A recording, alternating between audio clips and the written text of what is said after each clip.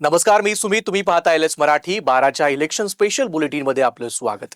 ठाकरे बंधूंच्या संयुक्त मुलाखतीचा पहिला टीजर आज लॉन्च करण्यात आलाय. सामनाच्या ट्विटर हँडलवरून ठाकरे बंधूंच्या मुलाखतीचा टीजर लॉन्च झालाय. राज्यकर्त्याचं प्रेम हे राज्यावर असलं पाहिजे, सत्तेवर असता कामा नये अशा आशयाचा टीजर प्रकाशित झालाय. उद्यापासून 2 टप्प्यात ही मुलाखत प्रसिद्ध होणार आहे.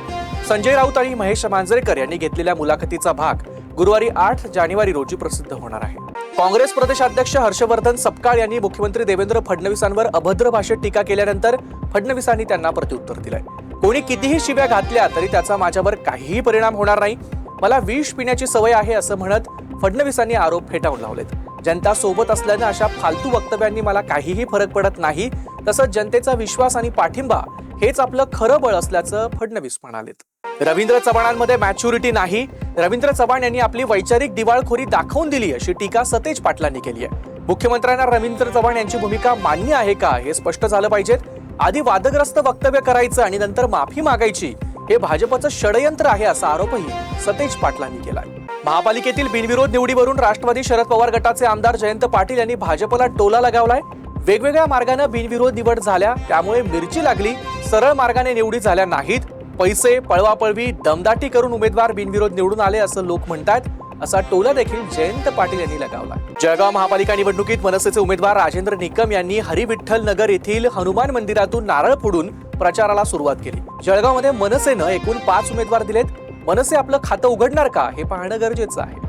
जालना महापालिका निवडणुकीत शिंदेच्या शिवसेनेचे आमदार अर्जुन खोतकर यांची कन्या दर्शना झोल प्रथमच निवडणुकीच्या रिंगणात उतरल्यात. प्रभाग क्रमांक 16 मधून त्या निवडणूक लढवतात.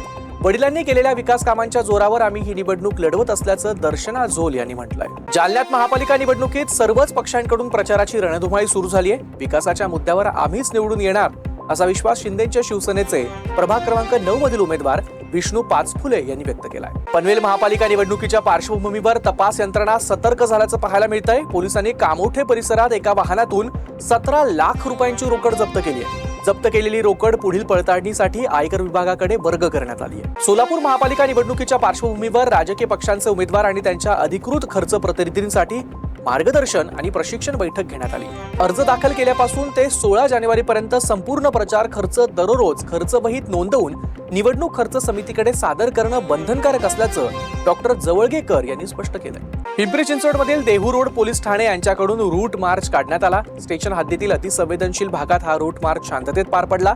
या पथसंचलनात 2 पोलीस निरीक्षक, 4 सहाय्यक पोलीस निरीक्षक, उपनिरीक्षक आणि देहू रोड पोलीस ठाण्यातील अधिकारी वर्ग, मुख्यालयातील आरसीपी पथक आणि रेल्वे प्रोटेक्शन फोर्सचे जवान सहभागी होते. मालेगाव महापालिका आयुक्तांच्या नेतृत्वाखाली शाळातील विद्यार्थी, मनपा अधिकारी आणि कर्मचाऱ्यांनी मतदान जनजागृती रॅली काढली. यावेळी मतदार राजा जागा हो, प्रगतीचा धागा हो आणि एकच लक्ष मताचा हक्क यासारख्या अनेक घोषणा देऊन मतदार जनजागृती करण्यात आली. या होत्या आताच्या महत्त्वाच्या बातम्या. बघत रहा एलएस मराठी.